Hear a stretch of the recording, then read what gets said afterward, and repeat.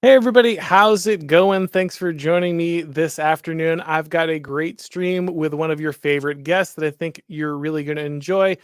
Looks like Elon Musk has waded into the January 6th controversy. He's called for the release of the QAnon Shaman. He said that we need to free Jacob Chansley from prison after new footage surfaced after the January 6th footage was handed over to Tucker Carlson. We're going to be going more in depth onto why Musk did that, what that footage looks like, and what the implications are. Joining me from the Good Ol Boyz podcast, of course, I have Bog Beef. Thanks for coming on, man. Thanks. I love coming on your show. This is the Hollywood of the right. Well, you're always a favorite here. Everybody has a great time, loves the Good Old Boy podcast. Sadly, Merrick couldn't join us this time, but we will carry on with his memory here as we discuss what happened. So before we get started, I'm just wondering, where were you when kind of the January 6th thing went down? What were you doing? Did you see it live? Did you catch it later? Did someone run in and tell you, hey, something's going on at the Capitol? How did you hear about it? Oh, I was watching it live, and uh, you, I think a lot of people were. I mean, I remember they showed these they showed like all these like these trendy bars, like sidewalk bars in DC and New York City, and all these wealthy liberals were like watching political news from there. So I couldn't say anything. I was watching it myself. We were sort of watching this narrative being created uh uh live. Yeah, it was pretty wild. I was actually teaching at the time, and so I was kind of catching it like a lot of people, like on my phone by bits and pieces. And it was really funny because the next day, like the principal ran in and they're like, "Okay, we don't talk about this," like because I was teaching like history and government. They're like, "We're not addressing this." So it was like.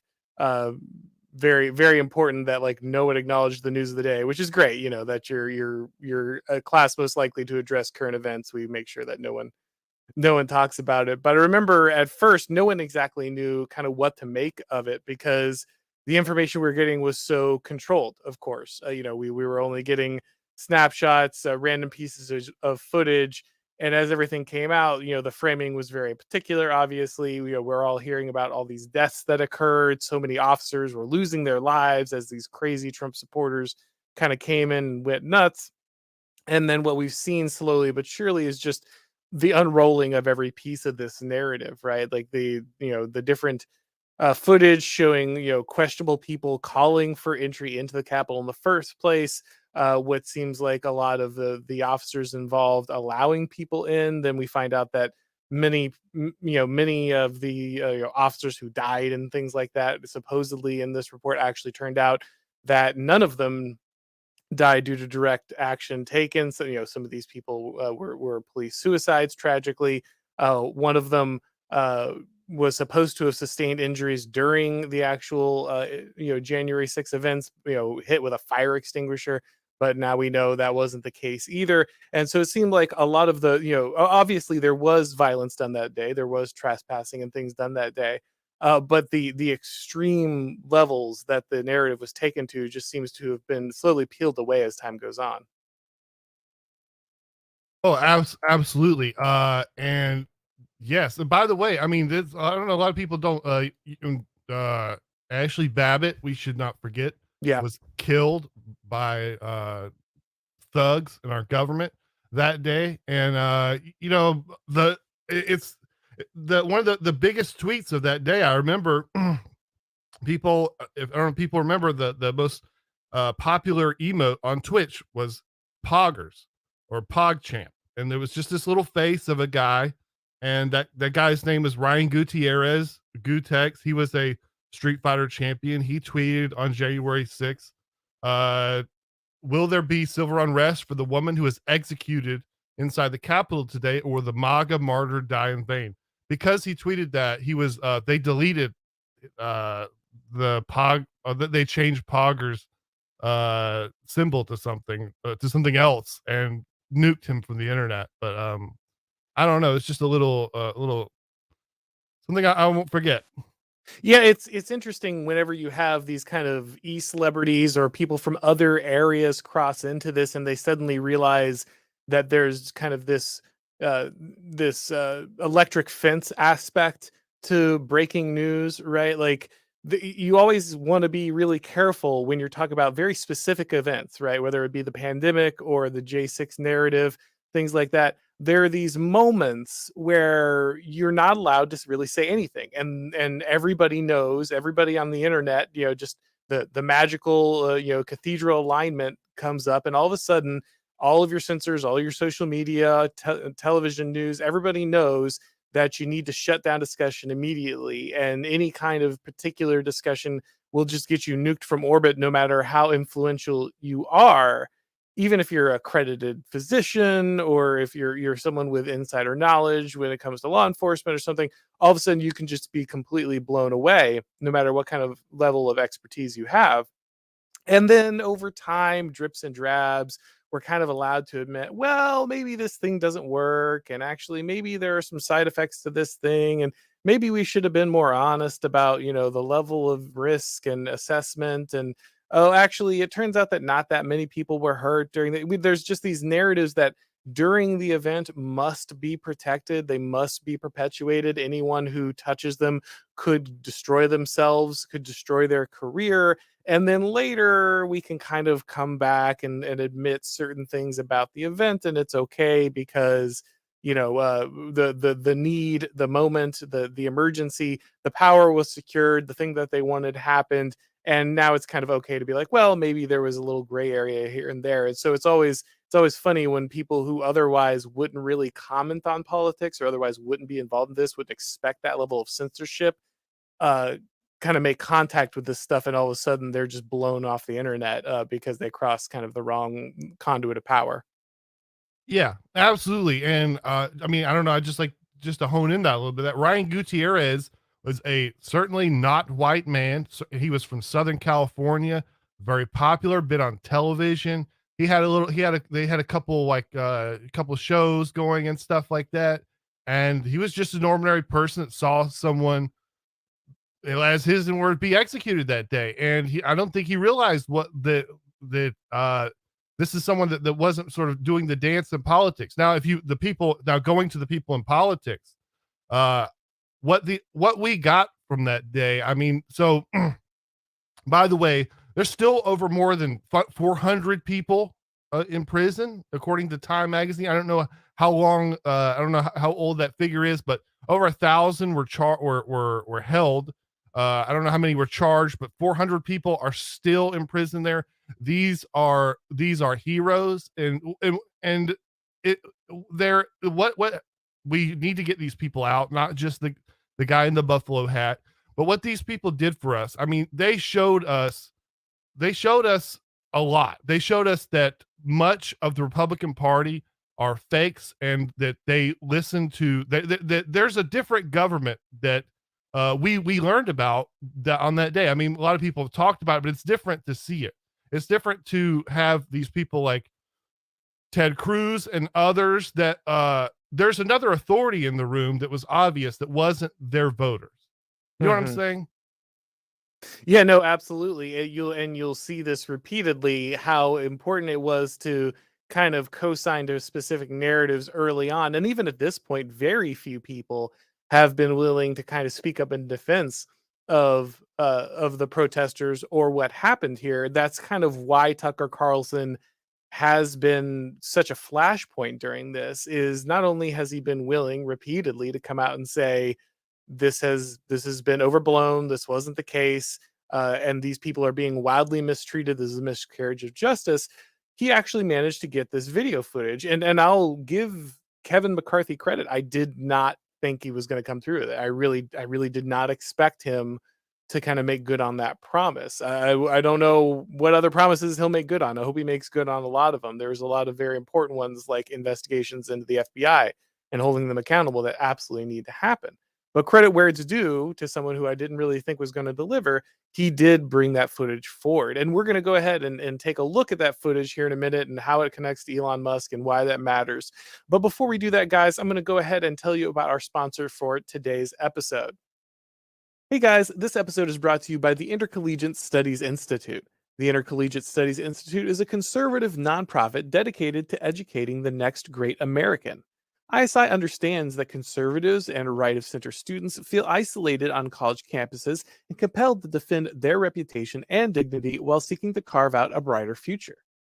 ISI has a variety of different content, events, internships, and fellowships geared towards helping students and opening up career opportunities.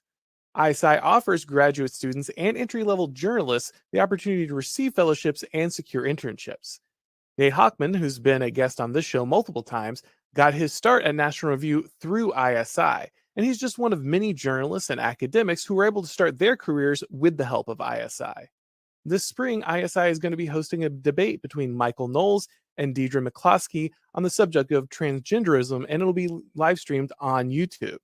And in the fall, everyone's favorite Fox News host, Tucker Carlson, will be giving the keynote address at ISI's annual gala. On all issues, both economic and cultural, ISI wants their students to know that they aren't shying away from the problems facing our country, because letting the left win is a pathetic way to watch civilization die. To learn more, check out isi.org. That's isi.org. You can also follow the link down below in the description of the video. All right, guys, so let's go ahead and take a look at some of this footage that Elon Musk was referring to when he was talking about the events of January 6th and why he eventually ended up calling for Jacob Chansley's release. Now, you can go ahead and see the tweets in question there, free Jacob Chansley. And then he also talks about, obviously, the incredible double standard. And this is a big deal because I want to get into the different pieces of this because there are opposing narratives. There does seem by some people to want to say that nothing happened. There was no one there. No one entered the Capitol. It was all, or obviously they did enter the Capitol, but it was all staged and that kind of thing. And I want to talk about that a little bit. But he says Chansley here got 4 years in prison for a nonviolent police escorted tour. Dave Chappelle was violently assaulted on stage by a guy with a knife. That guy got $3,000 fine and no prison time. And let's go ahead and take a look at some of the footage here of Chansley. You can very, very clearly see he's walking around.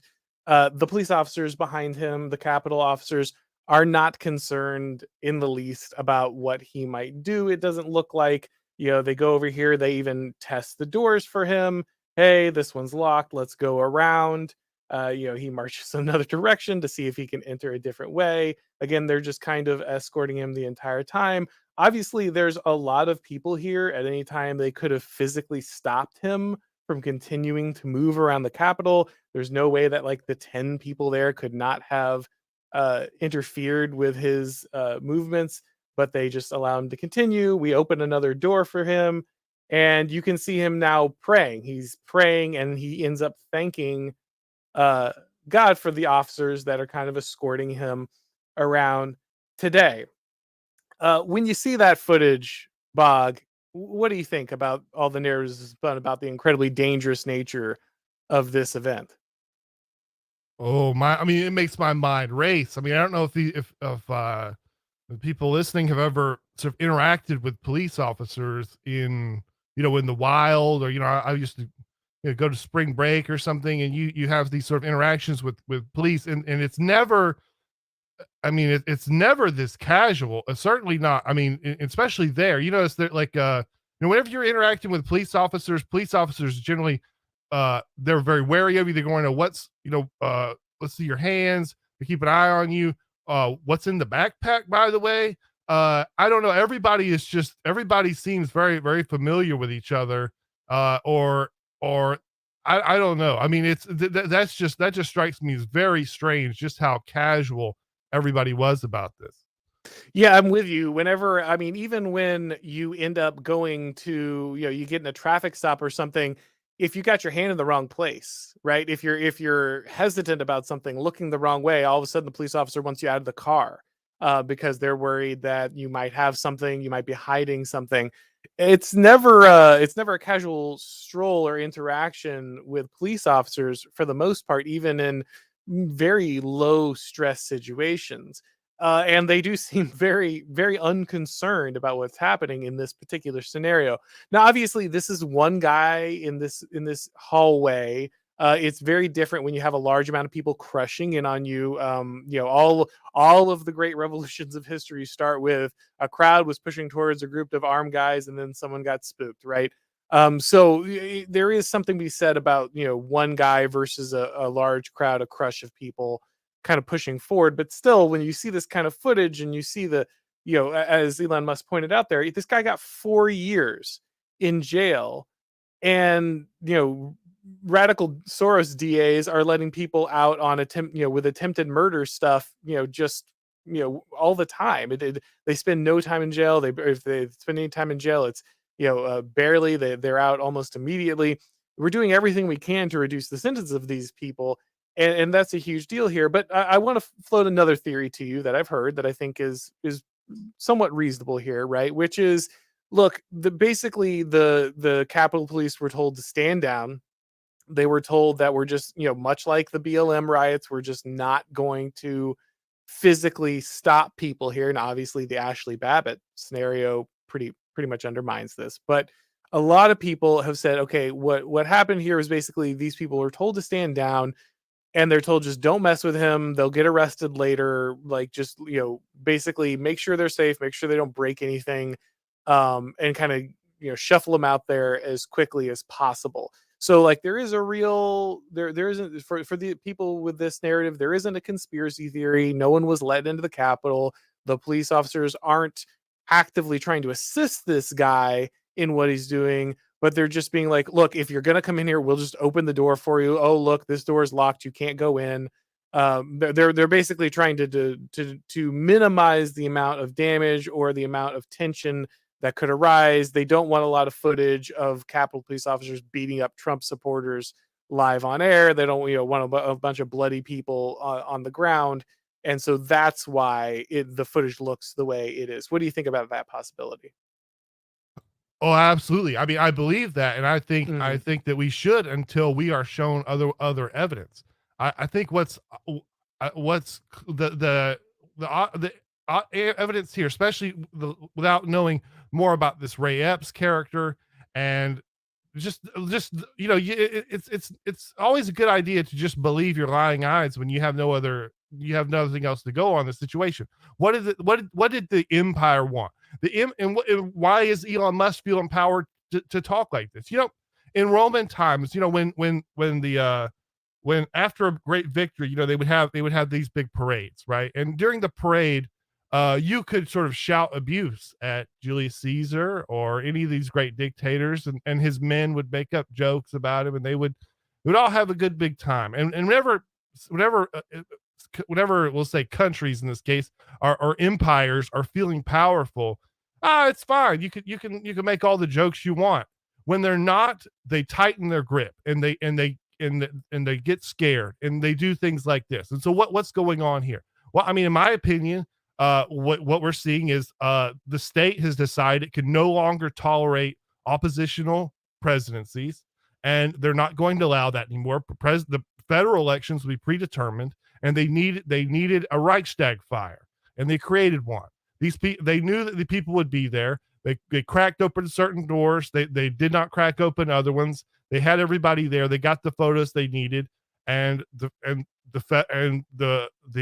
federal government, the same federal government there was a time, like the first time I ever sort of like started to think like, wow, people could really be this evil that rule us is things like the Waco incident. And like when I first saw that, I was like, oh well, there's just crazy child molesters or something running it. And then I started reading about the decisions these people were making at the ATF. I was like, well, that bothers me. Maybe that was just Clinton or this or that. And then I start to see this, and no, I mean we have a real enemy. This is the empire. This is there's nothing worse than the late stage empire. That is the great Satan.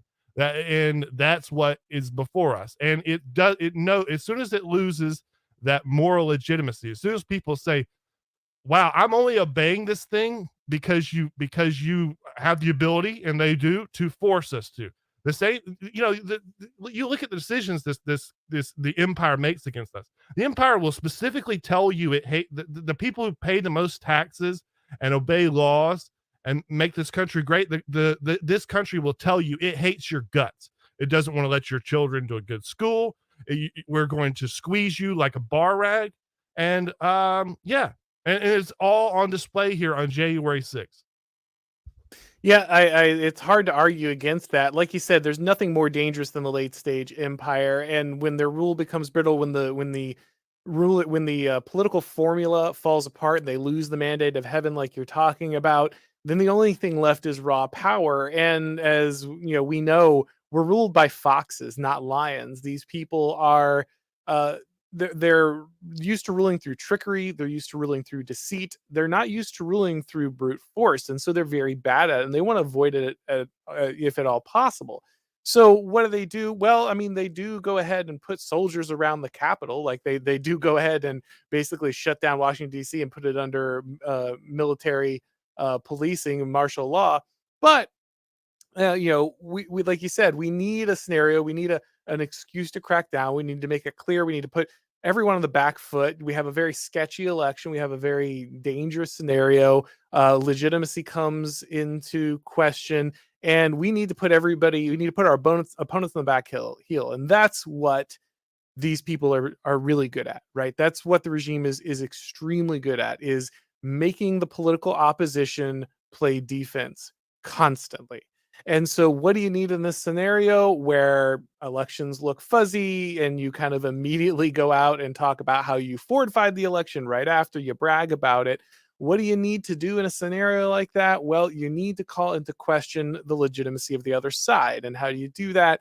You put them in a scenario where this can happen. Now, to be clear, it doesn't mean that like every bit of this was planned. Like you said, you don't have to have a huge conspiracy. You don't have to pull everyone in and manufacture everything. You leave the right door open. You open the right thing. You encourage one thing or another, and then you get the pictures. And all of a sudden, you make up the stories about 5 police officers dying or whatever it was. And then, you know, but again, it doesn't matter how much of that story kind of falls apart. In the meantime, you've created the cover necessary during the emergency to kind of get away with what you want. Now, did that happen here? Again, it certainly is in question. I wouldn't say 100% that's what happened. I think there is a plausible explanation of these people were told to stand down. But again, the Ashley Babbitt murder kind of pushes against that, because if everyone was told to stand down, why is an unarmed woman who posed no physical threat to anyone, as far as we know, being shot to death? Like that kind of pushes back against this idea that the officers in question were just told to leave these things alone. But either way, whether you think that this was a complete, you know, creation of kind of the intelligence community and the police state, or if you think that it was something that was a creation of many different confluence of events, and that these people were just being helped around, obviously the real concrete thing that you can 100% point out to without any hesitation is, of course, the way that these people were treated afterwards. And that's what Musk is really pointing out here, is the differentiation between the regular violent criminals who are let go all the time. Obviously, we have the BLM riots, the Antifa riots that raged the entire time with no real action from the government, despite many different provable deaths, not imaginary ones made up by the press during that time.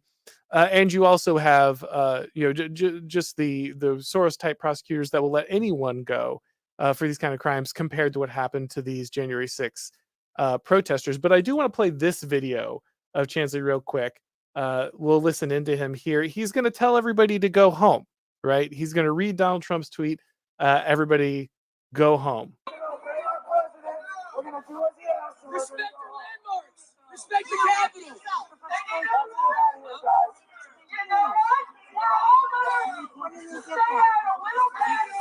He said he saw on his Twitter account. We're gonna pull up the tweet. Donald Trump has asked everybody to go home.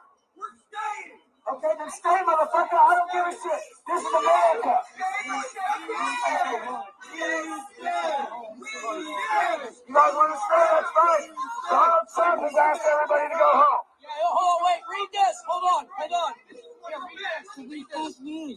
This is read it. Donald Trump is a Donald Trump, quote, I am asking for everyone in the U.S. Capitol to remain peaceful, no violence. Remember, we are the party of law and order. Respect our law enforcement, the men and women in blue. No. Pull up the video. There's a video. So you can see very clearly here that even despite the crowd not believing him at first, right? At first, the crowd says, oh, no, we're staying. And he says, look, you can do whatever you want, but the president has told us to leave. And I'm going to listen to the president. And then he goes to the effort of pulling up and reading the exact words, we're the party of law and order, whatever that's, worth at this point. And he tells everybody, look, we got to go home. That's what we should be doing right here. He's even looking for the video itself to kind of prove to everybody that the president actually said it and he's not just making it up here. So this doesn't really look like a guy leading an insurrection so much as directly following the instructions of the president to go home and be peaceful and telling everyone else on site to do exactly the same thing. But this guy is going to be in jail much longer than most like child molesters. It's disgusting. I would tell everyone. So one of the things that's happened because of this, I don't think we were ever like the intelligence community. That's a new term. These people were not supposed to be seen and considered like, we had like, there's a lot of people that thought at the time that George Herbert Walker Bush the first, president was like a CIA presidency. He never ever would have like wanted to paint himself that way. Now we've seen this thing become self-aware. They have anything that you want to see what the mother brain of evil thinks about January 6th, just look up Abigail Spanberger. The deep state has decided she will be she's their champion. She's like their Marjorie Taylor Greene, the same way that that's who it is. And everything she's ever said about this thing is lies. Yeah, it is wild how much now we kind of just take for granted the amount of involvement of the police state in everyday life in the United States. Something that would have been unthinkable. Obviously, September 11th is a huge part of that, and for the shame of many Republicans, obviously they backed the increase of control and the demolition of the wall between forces like the FBI and the CIA. Everyone said that's insane. How could you have had that? If we hadn't had that, people would have been in share information. And now we see actually that wall was super important, and that granting these people access to each other and the ability to work together just made them start treating Americans like the targets that foreign intelligence agencies were supposed to be. But of course, we also know the amount of this work that is now handed off to social media companies like Twitter because of Elon Musk, right? We know that the FBI and DHS and other various parts of the government are regularly in contact with Twitter, asking it to censor average Americans, asking it to censor experts, asking it to shut down even politicians, members of Congress, and actively censoring Americans on behalf of organizations that are supposed to be completely restricted by the First Amendment. So the Elon Musk again kind of coming through here with his interest in making sure that justice is served. But it is just insane that despite all of this evidence, the Democrats, the left, most of the media continue to pretend like all of this is ridiculous. Oh no, really, there's way more footage that shows how insanely violent this is. Now, again, I want to be clear, there was violence done. Like there were people who committed crimes that day. There were people who violated the law. I'm not saying that there weren't. But of course, this is all about proportion, right? This is all the key is pointing out the anarcho tyranny involved, or the complete double standard when it comes to these two events. You can't have rule of law when your political allies can riot for months across the country with zero consequences, and then your political enemies get escorted around the Capitol building by officers praying for them, telling everyone to go home and be peaceful while wearing, funny face paint and a helmet. and then all of a sudden they're in prison for 4 years. It sends a very specific message, one that's very intentional. The rule of law is over, and your guilt or innocence and the punishment that you will have meted out to you is entirely dependent on whether you're a friend or enemy of the regime. Oh, absolutely, absolutely. Yeah, I thought you made a great point earlier when you're talking about they had to flip the conversation and put the right on the defensive. Mhm. What was that? There was two things we were not allowed to talk about at that time. There was this. There was I mean I don't know how much there was of prevention of talking about January 6th. Maybe there was, but we knew like we had all of us who cover the news on social media and stuff. We had to develop code words and ixnay type things to talk about what we saw. Let's say window covering in Philadelphia, etc. I mean, I don't even know what we're allowed to discuss right now.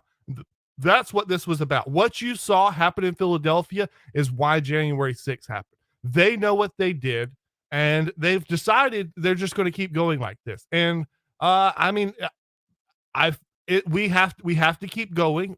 Just because they tighten their grip, it does not mean they're going to win. In fact, it means the opposite.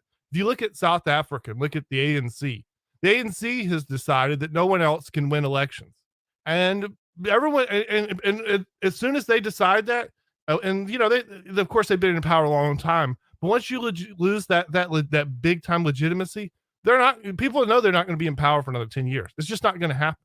It's just that and I feel like the ANC is what the Democrats have become, and you know they're going to make it so that with the mail-in balloting and stuff, they're going to refuse to lose federal elections, etc. We'll see how that goes, but it doesn't mean they're going to win. In fact, it means the opposite. These kinds of moves are not the strong moves when you have a lot of excess legitimacy and power lying around. These people are scared. Yeah, no, I think that's exactly right, and a really good point for people to understand.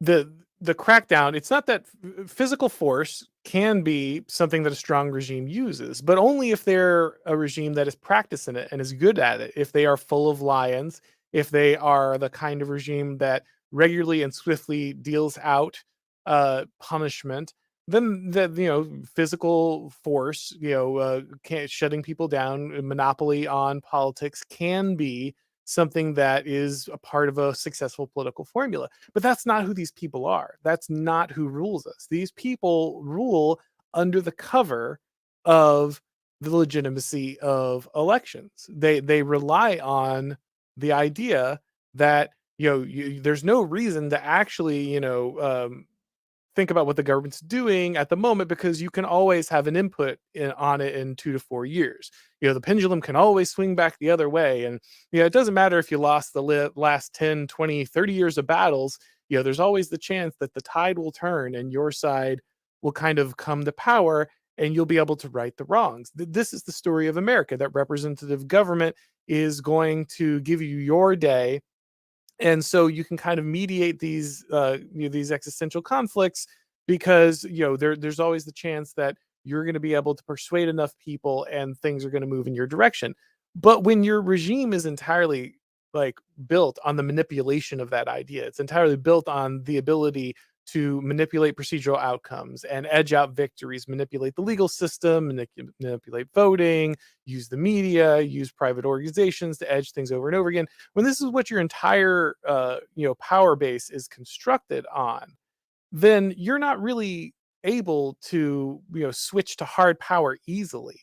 And so if you just start, just like you said, raw, power of just, we don't care. We don't lose elections anymore because we control the voting system entirely. We have perfect control over how ballots are counted, or close enough, because we can now just always make sure that a few more ballots arrive in time, or that the counting goes on long enough for the correct outcome to happen. Then the illusion falls away. And they can't lose elections anymore because they've built, for two reasons. One, they've built a power apparatus that is so dangerous they can't possibly hand it over to their enemies. Not like they were really going to anyway. but there's no way that they can hand that over to their enemies at this point. And two, they've actually brainwashed themselves. They've drank their own Kool-Aid. They really do believe that each successive person that would be elected is a complete existential threat to them, right? Like it's I kept telling people, and again, I like DeSantis in many ways, but there are a lot of people who are like, oh, you just put DeSantis up and it'll be fine because he's more moderate, he's more controlled, he's more polished, he's not as crazy and wild as Trump, and everyone will realize that Trump without Trump, or Trumpism without Trump, is the way to go, and they'll back down, and DeSantis can do his thing. But of course, that's not what has happened at all. They've just immediately jumped in. He's Hitler. DeSantis is the coming of the next Reich, and so they can justify everything they were doing to Trump and do it all again to DeSantis because he's just, if not even more dangerous. They've already started saying that he could be even more dangerous specifically because he's more competent than Trump. Like, that's actually what the left is saying about DeSantis. He's all the things that are bad about Trump, but even worse because he might actually get them done. And so they've already built up this construction, and there's no way they can hand power back to this guy after calling him all these names. And so you're right, they can no longer allow a loss of elections, and that's going to make their power more and more brittle over time. Absolutely. A lot of people, I mean, going back to the 40s, the predecessor of the CIA was full of communists. I mean, you could Curtis Yarvin says, the deep state or whatever has been a communist thing forever. And what is the main thing that these people think about? They think about the dialectic. And that's basically, if you got both sides of the street taken care of, you always win. This is why I think our job, I don't think the right's job, I do not think we can force our way into power by any means in the coming future. That's not what we need to do. What we need to do is worry about the rhinos. That's the only way they can stop us. The only way they can stop us is getting fake Republicans who back down, people who said the things that Ted Cruz said about January 6th. We need strong people that do not waver. They're going to say, hey, we're in for the long haul. We're going to survive. We're going to survive this, and we're going to watch this state become more venomous and evil and piss off the people that pay all the GD taxes in this country. That's what we need to do. We have to survive. We have to hang on to our Second Amendment rights. We have to deal with these rhinos. We have to stop letting these Republicans back down. And there's some guys we can't get rid of because they've been in office for 1,000 years. They're on every seat in their Senate seat or Congress seat or whatever. Fine, whatever. When first off, we need to make them afraid of I don't mean physically. I mean, we've seen Mitch getting screamed at. That doesn't feel good. People don't like being yelled at by their voters. But once they're done, we have to make sure that people like him are not representing Republican Party, and the Republican Party represents the real Americans, which it's not like we're a freaking minority. I walk down my street here, everybody has Trump stickers. We're all normal people, and there's millions and millions and millions. There's 150, 160, 200 million people in this country that aren't insane communists, and this country will be ours. We have to survive these tantrums, and we can make it. Yeah, it is really important. I think you're right that one of the key things is avoiding containment, avoiding the patterns of the system, the ratchet that happens over and over again, where things get more extreme, they get more extreme, they get more extreme, and then they say, oh, too much. They stop. They let a few people come in and act like they're being sensible. And during that time, what happens is not that, the wokeness or the progressivism or the radical, expansion of state power goes away. What happens is some people come in and they say, "Oh, we're gonna put this away for a little while, and we're gonna," as my buddy academic agent likes to say, "we're gonna put the woke away for a while, and we're gonna go back to the much saner days of 5 to 7 years ago, and we're gonna go ahead and lock in those gains, you know. So it feels like the pressure's let off for a little while. It feels like things go back to a little bit of normal, but that's only because things have just been relentlessly crazy for, you know, a decade. And so if you roll things back, you know, 7 or 8 years, then it feels like you're going back to a whole nother world. You know, I'm writing an article today, but I mean, imagine a world where, you know, it's 2008 and California votes to ban gay marriage. It's not that long ago. It really Yeah. isn't. Like the speed of and insanity of the Cultural Revolution drives everyone to this idea that, you know, the United States has always been this way, and this has always been the culture, and these people have been winning for so long. But really, it's not that long ago. Like you said, you know, real America was there, and they weren't necessarily in power. I think things have been going on for a long time. But you know, it doesn't take someone to come in and do much to make people feel like, okay, things are fine again.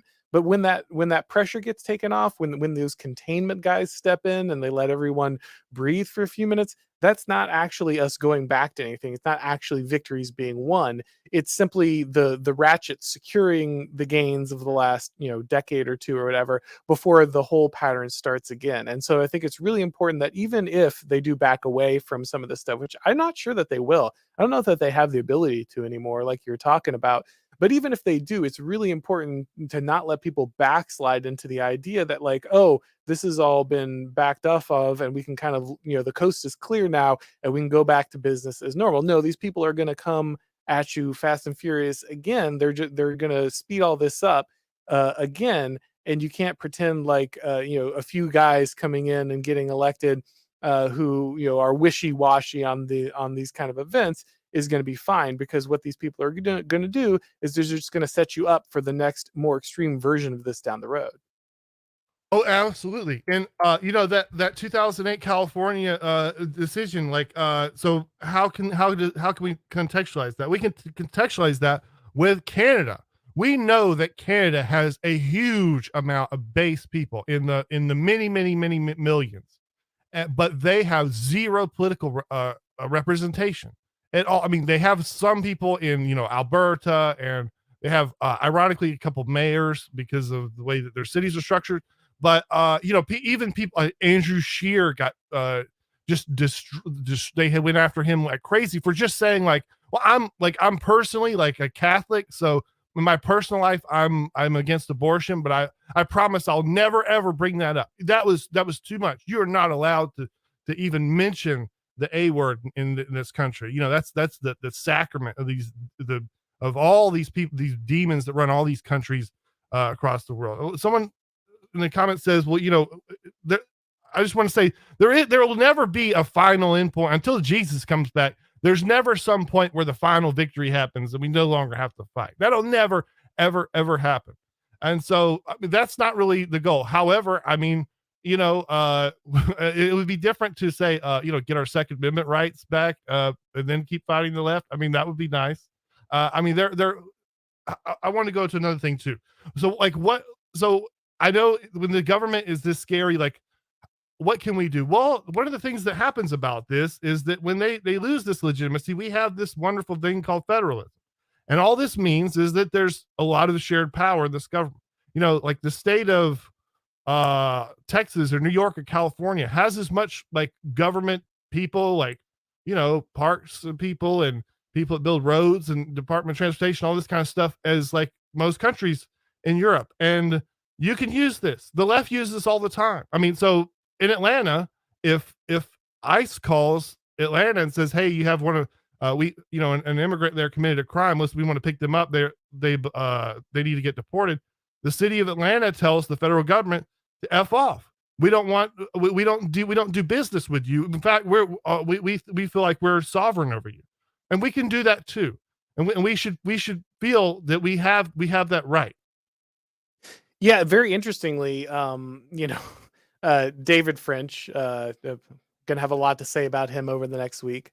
But David French just wrote this article about how you know, Ron DeSantis is just the mirror image of Gavin Newsom, and the fact that he's trying to protect children from mutilation in the state of Florida is just terrible, and the choice to mutilate your child should be with the parents. I mean, what if the child consents to mutilation? That's really their business and the government. Remember, this is David French, a guy who talked about the importance of constitutional conservatism his entire life. And it's funny because a day later, literally the day after David French wrote that column, which I will probably break down later this week. So if you want to have a good time destroying that David French column with me, stay tuned because we'll probably do that later this week. But a day after he writes this column, Joe Biden does an interview with The Daily Show. And he basically comes out and directly says, yeah, we're going to write federal legislation to ban states from being able to protect children. Like we're just going to actively stop anyone from being able to keep us from pushing this agenda on literally just every child in the nation and subject every child to this kind of thing.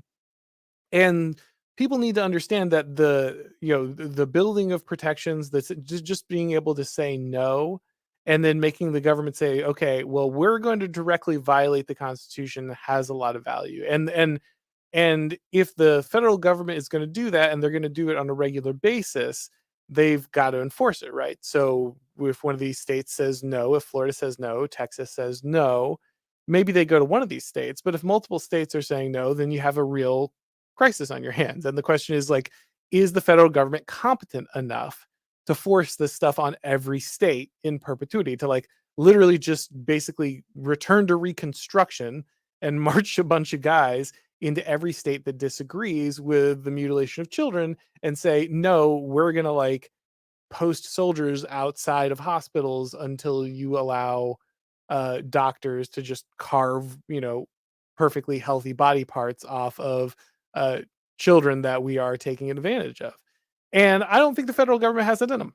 I don't think they have the competence. I don't think they have the resources. I don't think they have the ability. And so that's why you really need that regionalism that you're talking about. You have to return to that federalism. Not that the formal federalism itself is what protects you, but the fact that there just is this ability of these regions to control so much of their own infrastructure. If they really want to, if they're just really willing to tell the federal government to go pound sand, that means that there is this ability of these different regions to just strain the ability of the federal government to actually push this stuff down on people. And that can all be done entirely peacefully and entirely legally. And then it's up to the government to just say, no, we're just going to show everyone that we just, this is how we rule. We go in and we just use raw power to destroy the Constitution, destroy the rule of law, and force this down on people. I know that seems obvious to everyone at this point. You're like, how could people still need that to be proven to them? But they do, and that is a very valuable thing that federalism can do, like you're talking about. Yes. Two quick things. So the first thing I want to talk about wokeness go away. Mm-hmm. So that is completely impossible. And I always try to introduce people to the concept of disparate impact. Mm-hmm. Disparate impact is totally insane. Like all the rhino Republicans, the solutions they tell us to ethnic conflict, to all these things like affirmative action, all this stuff. Well, the thing is like, well, we'll just see everybody as individuals, not as race. Well, that's been illegal since 1968. Yes. I mean, why did the thing is, it's so insane that they didn't really start pushing it until later, but they had this in their magazine. And so just go look up Disparate Impact. I'll spoil it for you. So Disparate Impact says basically any decision you make, regardless of intent. By the way, this was not in the original Civil Rights Act.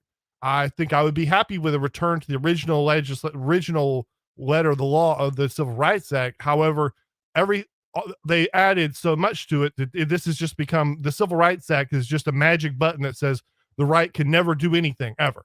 But anyways, Disparate Impact says that regardless, any decision you make, if it has a disparate outcome, in other words, like, well, this affects Black people more than Vietnamese people.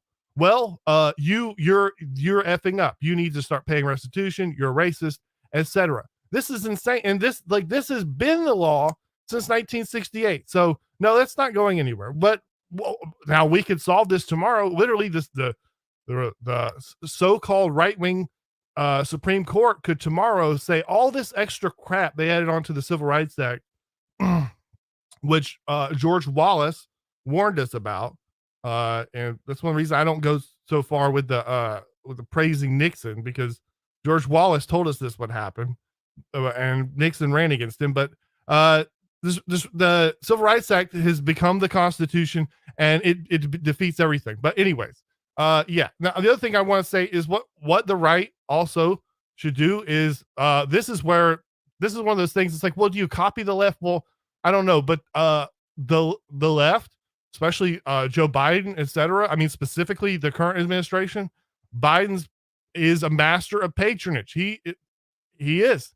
He delivers to his people. As soon as he got in office, he says, we're going to, all you guys that helped us out there on the streets, helping people vote, quote unquote, we're going to help you out with your college tuition. Mm-hmm. He's going to reward his friends and create patronage networks. We're going to hire all these more federal employees. The right needs to do this. Patronage is politics, and we've seen some people do this. We've seen our governor here in Florida, who I love. I think he's doing very, very well. I still support Trump over him. I mean, however, like maybe he's he's a secret agent and he's just on such good behavior because he's trying to thwart Trump. Well, I still benefit from that. I love it. He's doing a great job here in Florida, but he's doing that. And I think the right needs to create patronage networks. 100%. That's absolutely right. Especially when we see the events that are unfolding and we see the way that the government is treating this stuff, you need to get out of the mindset that you're probably just going to have one election swing this, because like you said, the left have captured the voting apparatus. There's a video yesterday of just like thousands of people pouring across the border, just heading this way. And I just tweeted out, it's about candidate quality, really. The GOP talking about how candidate quality is key. It's like, no, the left has control of the electoral system. They have control of all the levers of democracy, and they will use them to make sure and shut you out and make sure you are permanently incapable of having any kind of opposition in this way, right? In this national election way. So you got to look at your other stuff and like you said, regionalism and building these patronage networks, actually building people who rely on you, who are loyal to you, who know that they materially benefit from your being in charge. That is how politics actually works. And I don't, you can get squeamish about that. You can cry about that. You can say, oh, that's in an ideal world, everyone would vote their principles and yada, yada, yada. Okay, whatever. That's nice. Now, do you want to win? Right? And if you don't want to win, then I hope you like being ruled by your enemies, because they have no qualms about it. And you don't have a way to solve that. You can't unilaterally disarm in the basic realities of politics and then pretend like you're the morally superior person. You're not. You're willfully handing power to people who want to destroy you, and you're saying, I'm just I'm too principled to avoid this. Well, you should have better principles. Whose principles are these? These principles of complete loss, complete failure, complete inability to be effective in the political domain. Who gave you those principles? You should probably ask about that. Like, where did these principles come from that say you have to lose every single thing because you deny the basic nature of politics? That's probably something you should contemplate if you're really worried about the left's control of these things. Also, you should have networks that protect people when the state comes for them like this. I mean, look at the case of Ricky Vaughn, right? Look at the case, the gentleman who is now allegedly connected to the Ricky Vaughn account. They do not assent to that. His lawyer does not assent to that. But Douglas Mackey, is on trial for allegedly posting memes that, he embarrassed Hillary Clinton. That's what he's in. He embarrassed powerful people. He's a political prisoner, and he's facing, serious penalties for the crime of making the ruling class look bad. I had his lawyer on. He explained this. He's been everywhere on this. But these people should, and now I believe there is, he does have a legal defense fund. He is getting a lot more support. But the fact that this stuff is not in place is a travesty. There should be a legal defense network for these people. There should be these fraternal orders that back people up who get canceled, this kind of thing, help people find employment. There should be networks that defend people against this stuff. And like you said, you have to demand that it's just impossible for anyone to get elected as a Republican unless they're willing to say out loud, like, Douglas Mackey is a political prisoner. Like these J6 people are being held as political prisoners. Like, you need to be able to say that. And anyone who's not willing to say that is just useless. They're containment. They have no value to you going forward. Absolutely. And thank you for doing all that work about Ricky Vaughn. I think a lot of people were waiting for someone with the real platform to do something about that. I would say, if you like hearing about patronage, that's all we talk about in the Good Ol Boyz. I think we'll talk a little bit more of that later, but yeah, come visit us, because that's the only subject we talk about. I don't think it's the only subject in politics, but it's the only subject that interests me.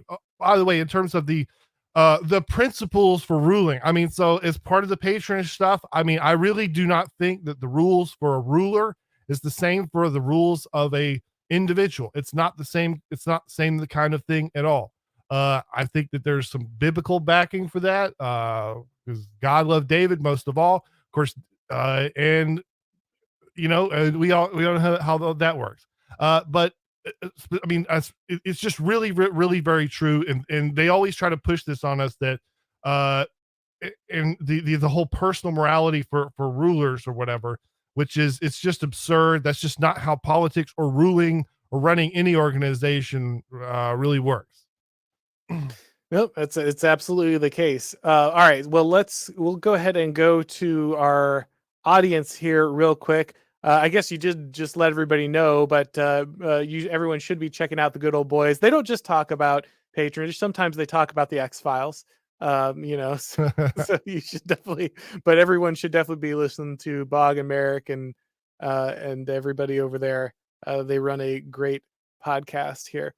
All right, so Creeper Weirdo for $2. Her name was Ashley Babbitt. Absolutely. Thank you for reminding everybody. It is just absolutely egregious that, George Floyd gets sainted, entire riots in his name. People are baptized under his image. And he's a criminal, and you have someone like Ashley Babbitt who's just shot and murdered, and no one is held accountable. Yeah. Absolutely horrific.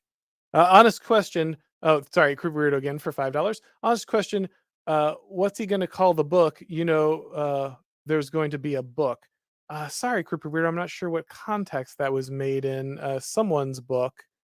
I think the MAGA guy.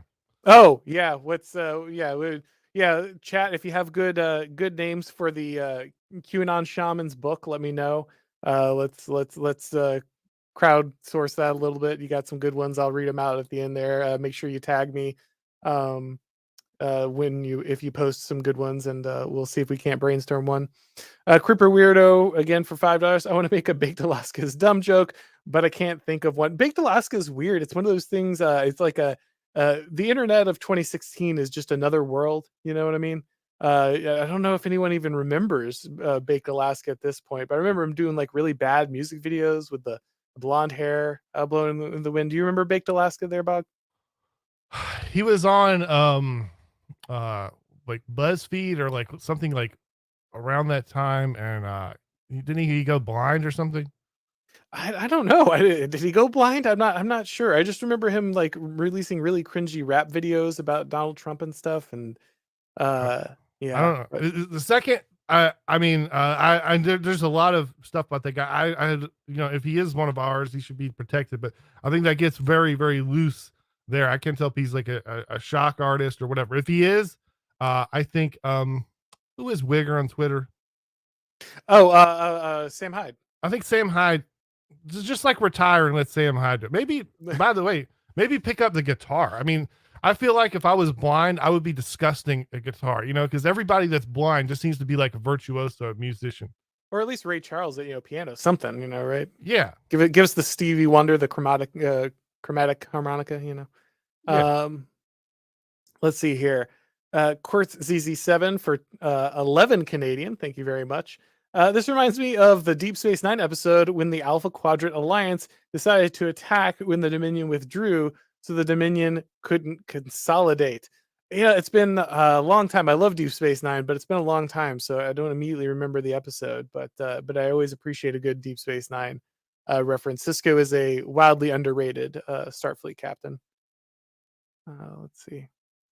Creeper Weirdo again for $2. Thank you very much. But my centrist friend says pendulum meme. Yeah, again, there's always this want for the democracy to work correctly, that these things over time will bounce back, that there'll be this repercussion in the democratic system. But as we've seen pretty regularly, that doesn't really turn out to be the case. The left secures its gains. It's not a pendulum, it is a ratchet.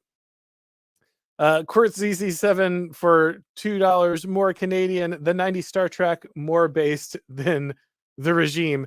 Well, I feel like the United Federation of Planets is its own socialist utopia. So I will say that the Deep Space Nine is the most based of the Star Treks, but that's because they have to go to war.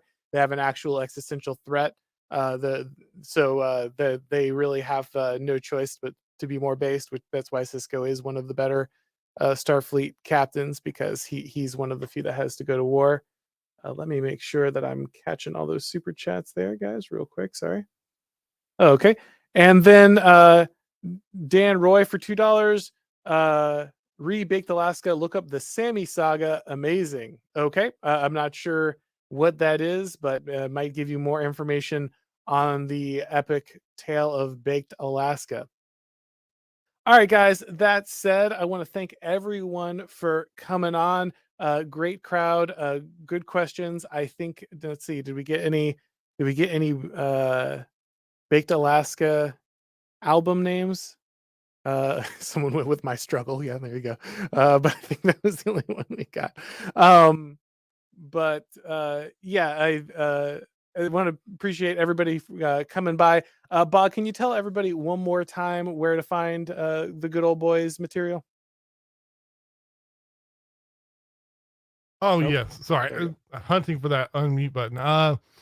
That's patreon.com/goodolboyz, GOODOLBOYZ. Absolutely, guys. And of course, if this is your first time here, make sure that you have subscribed. Go ahead and make sure that if you want to listen to this as a podcast, you're going to Apple or Spotify or your favorite podcast platform, and you're subscribing to the Auron MacIntyre Show. When you do, make sure that you go ahead and give it a rating or a review. That really helps with all that algorithm magic. Again, everybody, really appreciate you coming by. I've got another stream tomorrow with a Prudentialist at 3:00, so make sure that you join us then. And as always, I'll talk to you next time.